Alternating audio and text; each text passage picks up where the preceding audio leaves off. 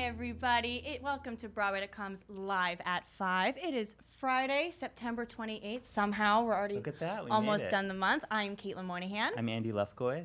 And over there, who we got? We got Eric King. Hi, everyone. He's back. That's what's happening. Yes, and we have an incredible guest here today. We have Tony nominee Jennifer Simard from Mean Girls. Yes. Woo! But before we get to talking with her, we're going to do today's top 5. So we lost 2 Tony-winning legends this past week. It's kind of a sad way to start off. Yeah, so we found out today that Roger Robinson, a Tony-winning actor who kind of made a career in August Wilson plays, passed away 2 days ago at age 78. The cause of death was a complicated heart condition. Yeah. Incredible actor. Actually, so he was on Broadway for 40 years, and his final Broadway performance was a 2009 revival of Joe Turner's Come and Gone, a Lincoln Center Theater revival of this incredible August Wilson play. So that was very sad news we heard today. And also, we found out that Joe Masteroff, the iconic book writer of Cabaret and She Loves Me, passed away this morning at age 98. Yeah. Also a groundbreaking theater artist, and very sad news, and thoughts to their family and friends. Yeah, but we're so thankful that their work is going to live on forever. Totally. We get to be blessed through that. Yes. And Gavin Lee has landed another role on the New York stage, but this time as a different Grump. I know. Is this like a we thing were for him? We were cheering today when we got this news. We were so excited. Maybe he has to play like grumpy people who Could somehow be. have a heart of gold. But yeah, we're so excited because Gavin Lee is going to be playing the Grinch and How the Grinch Stole Christmas at Madison Square Garden. Yes. Which they do. This is the holiday It's a thing holiday they engagement, do. yeah. I feel like they've been doing this like for the past few years. Yep. It's like a new thing, but we're here for it. It's going to be playing at the Hulu Theater from December 13th to 30th. So it is a very thing. But it's also going to Chicago, right? Yeah, it kind of travels around the country. Like going there, but Gavin's going to be playing super fun role for him. Because he's such a nice, warm-hearted guy, so to see him on stage play these kind of outside-the-box characters is a neat thing. Yeah, and we just saw him as Squidward in SpongeBob. Rest in peace, SpongeBob. I'm still not over it. But yeah, the show has book and music by Mel Marvin and Timothy Mason, and the Madison Square Garden production is going to be directed by Matt August. So we're super pumped. Marvelous. Additional casting to come, Gavin is going to be covered in green for Christmas time. I can't wait. Day off Alphabet, here you come. Okay. And you better go to get this next cast recording. Well done. All right, I'm here for it. We found out today that the new Broadway musical Head Over Heels is releasing a cast album. So this will be presented by Sony Masterworks Broadway, and it will arrive on October 12th on digital platforms and November 9th on CD. So as we all know, this is the musical based on the hits of the Go-Go's. It's playing to cheering crowds at the Hudson Theater. Yeah, so pick up that cast album and go see Head Over Heels. Go-Go's. And did we mention the first singles on Spotify right now? Oh my gosh, so yes. You can go listen to We Got the Beat. It sounds great. Indeed, please do. Carousel's Tony-winning choreographer has a new gig. I am so my gosh, excited I'm super pumped about this. Guys, Justin Peck has joined the upcoming movie version of West Side Story that is being directed by Steven Spielberg. Yes. We are so excited. This has kind of been like hush secret. We only learn things like on the slow, but we did find out that obviously the Tony-winning choreographer of Carousel is going to join the team. He's going to be choreographing, and we are so excited. He's a resident choreographer at the New York City Ballet. Yes. He's also like a principal dancer. He does it all. We're really excited for that, and yeah, we don't really know much else about the movie. I feel no casting yet, no but something that's interesting is that in 2020, we're expecting a Broadway revival of West Side Story, completely different, obviously, because it's a stage production. But up until now, Jerome Robbins' choreography was always kind of like the go-to. It was kind of required. Yeah. So now we have a new choreographer for the Broadway production that's coming up, and Justin Peck creating new moves for the film. Yeah, I'm super kinda excited. neat. Maybe he'll do the 2021 too. Who knows? I don't know. I hope so. Justin Peck, just keep dancing. That's all I ask. There we just go. keep dancing. And Anastasia has a new Dowager Empress tonight. Indeed. So Judy Kaye, a 2-time Tony winner, is stepping into Anastasia tonight in the role of the Dowager Empress. Yeah. She is a Tony winner for Phantom of the Opera and Nice Work If You Can Get It. She's taking over for Mary Beth Peil, who concluded her Tony-nominated run earlier this week. So she had a fantastic run. I'm so excited. I cannot wait to see Judy Kaye because she's super talented. She's a legend. I'm going to cry. I have to see it like again for the 5th time, but it's going to be great. Yeah. Well, thank you for doing the news with me. I always love when we get to do this. Of course, it's a pleasure. It's so fun. So, goodbye. I want Jennifer to come sit where you are. And Eric, could you tell us a little bit more about our guest today? I'd love to. A triple threat herself. Jennifer Simard is going to play a triple threat in Mean Girls as Miss Norbury, Mrs. Heron, and Mrs. George. Simard has previously worked on Broadway in the 25th Annual Putnam County Spelling Bee, Sister Act, Disaster, Shrek, Hello Dolly, and more. Screen credits include Law & Order, Younger, and The Good Wife. Love The Good Wife. Be sure to follow her on Twitter at Simard Jennifer and on Instagram at the Jennifer Simard, excuse me. Leave all your questions and comments below, and please welcome Caitlin and Jennifer. Hi, Caitlin. You're here. We're so excited to have you. Studio. I feel this would have been my dream as a little girl to put on shows in front of these curtains. This is my dream. So cute. I love it. Yay! I'm so glad you're here. Thank you so much for coming by because thanks for having me. We have a lot to talk about. Let's do it.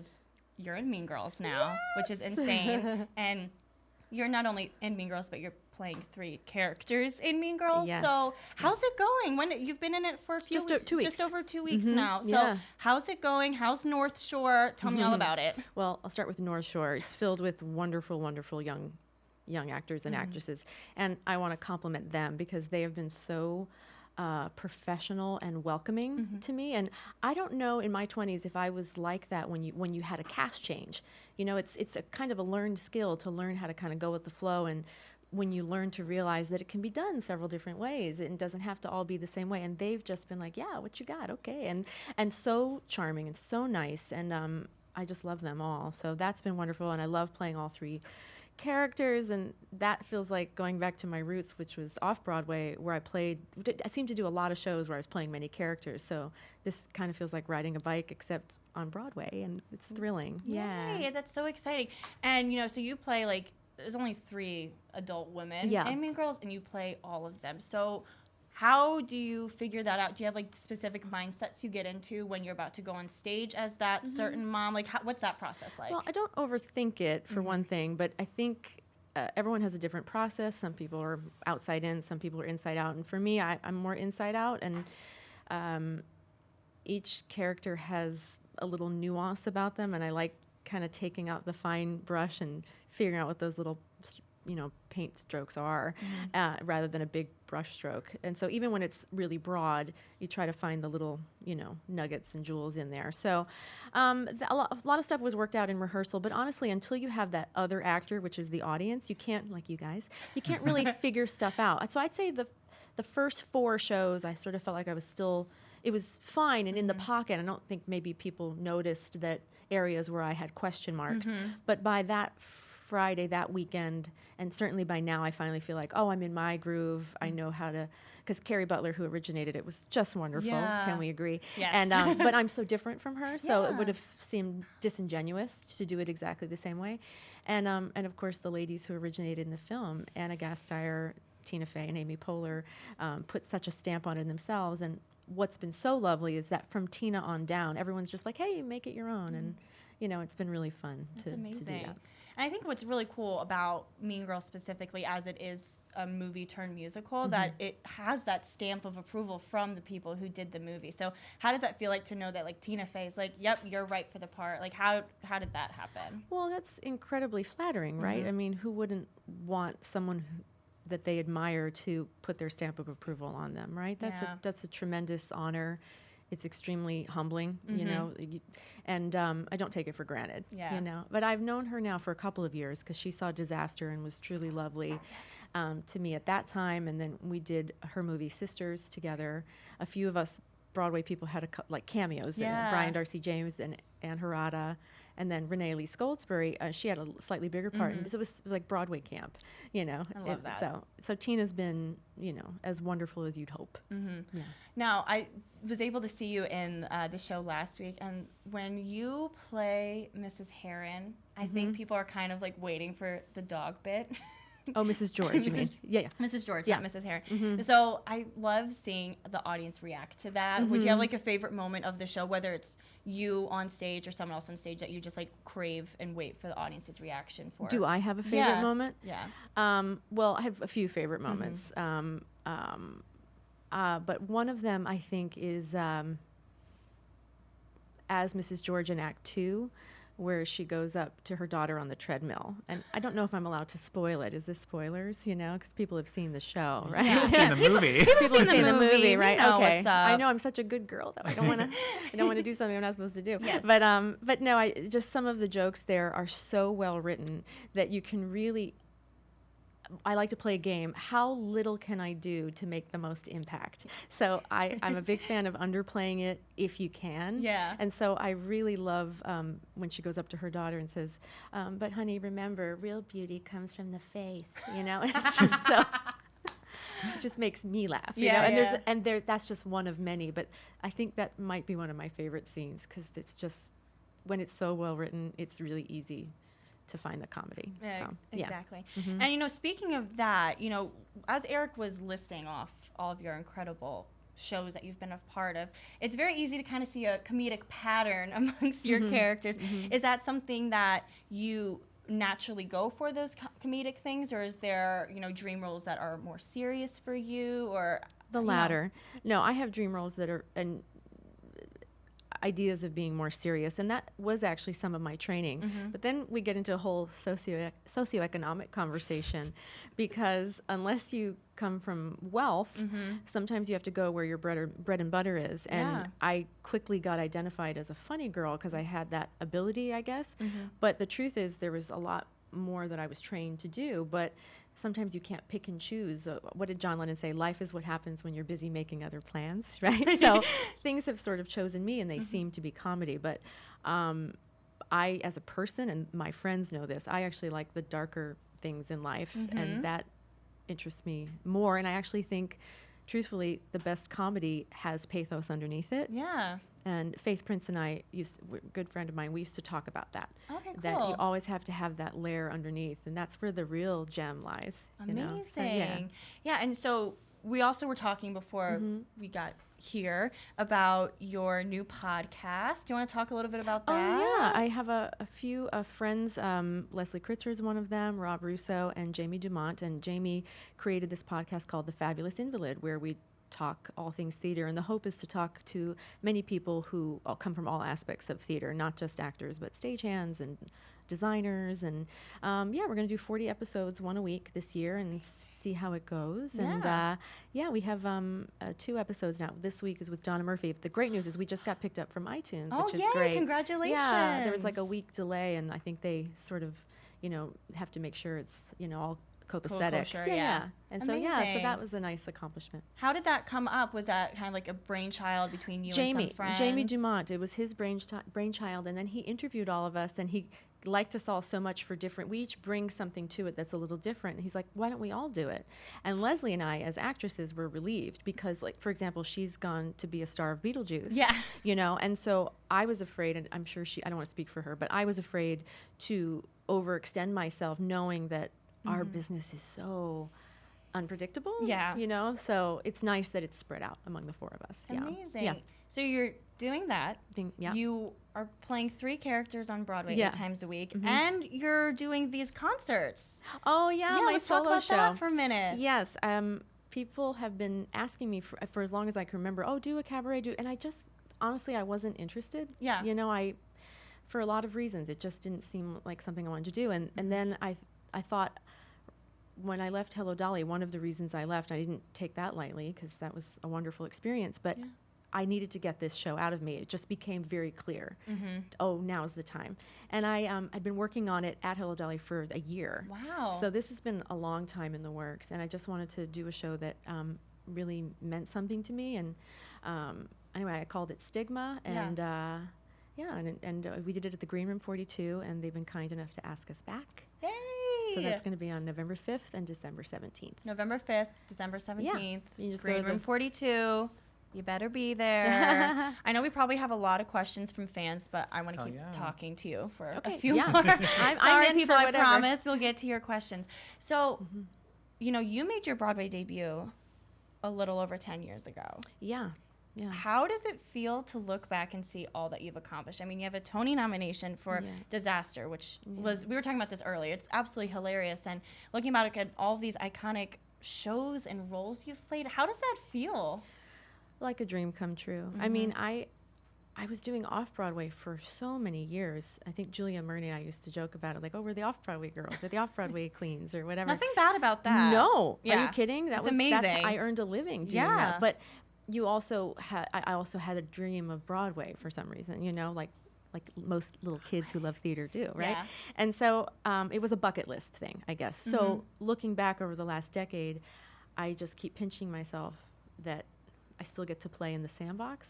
Yeah. And I think I said this to someone recently. You don't know when's going to be your last Broadway show. That's true. I mean, I hope it's not Mean Girls for me. But you really have to just take it in and go. And those days where you're tired and maybe you don't want to go to work, you're like, no, I'm going to go to Broadway today. And pinch, you know, I get to go to Broadway today. Yeah, it's all about that mindset. Yeah. And so I'm truly just overwhelmed, and I sometimes can't believe it. Yeah. Well, I'm so glad that we've had the past 10 years with you. Thank you. We're going to have a lot more, but I'm sure you guys have a million questions. So, Eric, how about you ask us some of those fan questions? Yes. Okay. Someone wants to know just the general story of how you got involved with Mean Girls in the first place. Of course, you were doing Hello Dolly as Ernestina Money. Yeah. Yes. So my association with the show started about 2 months before I got the role in Hello Dolly. It was actually Tony Week Oh my of the week I was nominated. And Tina was funny about it. She said, so Jen, do you have anything going on this week other than the Tony Awards? Because we're going to do a reading of the show and we want you to do it. So I did it that week, and I think we did all of Act 1, maybe half of Act 2, but not the whole thing. Yeah. And it was spectacular. It was great. And then 2 months later, I got Hello Dolly. And I want to be clear, I don't know if it would have been me, you know, anyway. Yeah. But the show did move on, and I think they did another reading and another workshop. And by then, I was in Hello Dolly land, and ultimately we know. Land. Yeah, and ultimately we know it ended up opening with Carrie, and that was great. And then she got her show, and so I think I went in July, I think, just to remind them who I am, and you know, and it worked out. Yeah. Amazing. Definitely. And you and Carrie Butler, of course, have a history. We do. Yes. Yeah, because we did Disaster together, and also just sort of we're about the same age, so we've been colleagues since our 20s. You know, so it's really kind of all in the family, you know. And did you guys have any talks about the role? Not the role specifically, but she was so generous about letting me trail her backstage 2 times. And then we just talked about, hey, I'm doing this. Oh, you got it. That's great. I'm so glad it's you. I'm so glad you got Beetlejuice. And there's like a safety there, I think. Again, I don't want to speak for her, but but it's when you know it's a friend. Like I'm never gonna speak. I'm never, you know, there's no competition or any icky. Exactly. You know what I mean? Community over competition. Yeah, there's no room for it. There's room for all of us. And hey, my friend got another Broadway show. Hey, my friend's taking over for me. Isn't that great? Yay. And you mentioned trailing her, and she posted some of those quick change videos. Yeah, How was I it like remember. learning to do those? Or Honestly, easy. I mean, I've done, off-Broadway, one of the things about it is you're expected generally to do maybe twice the amount of characters for half the budget. Yeah. Do you know what I mean? And so that training from a long time ago came in really handy. So it really was like, like riding a bike. You're like, hold my drink. Yeah, it's just not that, it wasn't that hard. Take my earrings. I'll be right back. Yeah, right. Yeah. David is asking you to please describe Bette Midler in 3 words. Soulful.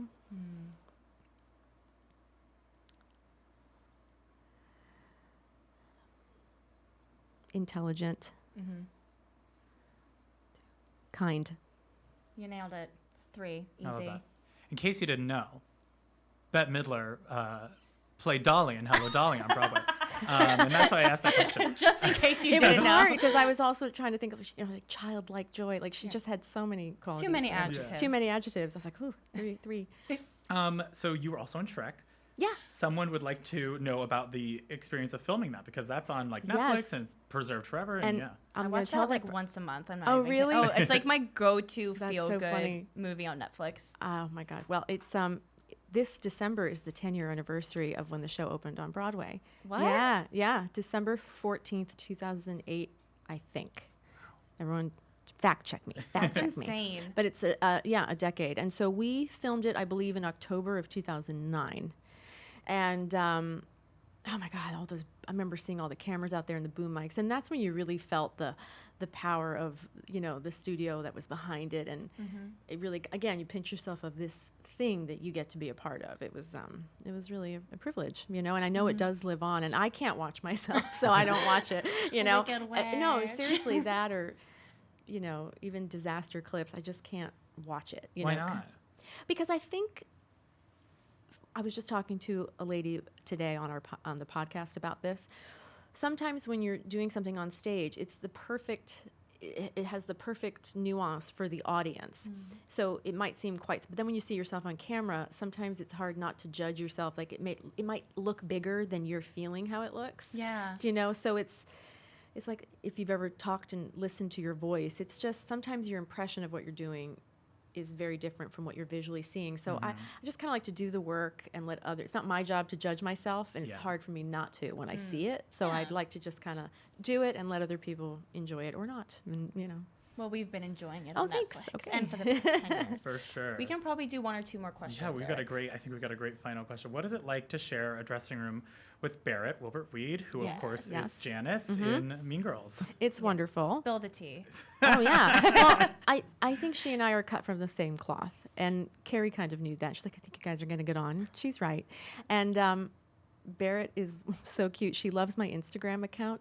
And I know why. And it's not the professional post part of it. It's the weird, little dark stuff that I like to post. And this is the second plug I've done this week because I'm obsessed with his Instagram account. But John P. Shanley, the Tony Award-winning playwright, he's my new favorite Instagram account. Really? I repost from him a lot. Diego Explains. I like, and I try to come up with my own as well.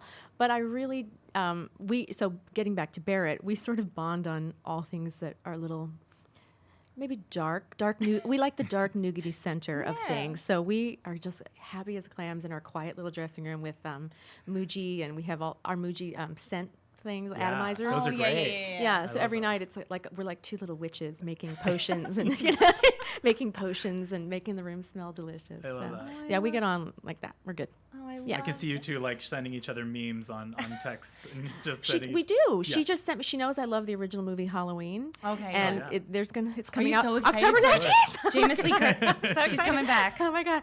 And so I think it's the 19th. I hope I didn't say it wrong. I think but that sounds she right. just sent me this funny screenshot of, I think, Jason knitting, like she's knitting and he's holding the skein for her. and Oh, that's funny. I can't get enough. That's too Can't wait. spooky for me. Can't wait. Oh, Too spooky for me. that one I love. Thank you so Thank much you. for coming. This was a delightful time. I I'm had a so great happy. time with you. Everyone, go see Mean Girls at the August Wilson Theater because we got Jennifer here. She's playing all three mamas and a teacher. Thank you. Go see it. Check it out. It's going to be a great time. Go visit North Shore High. Eric, could you please take us out? Absolutely. Thank you guys so much for tuning in. We are live at 5 every single day on Facebook here. And if you like podcasts, you can listen to us in podcast form by going to wherever you get your podcast. Go listen to Jen's while you're at it. And hit live at 5, hashtag live at 5, and then subscribe. Tune in tomorrow when we're talking to Jay Armstrong Johnson from The Phantom of the Opera.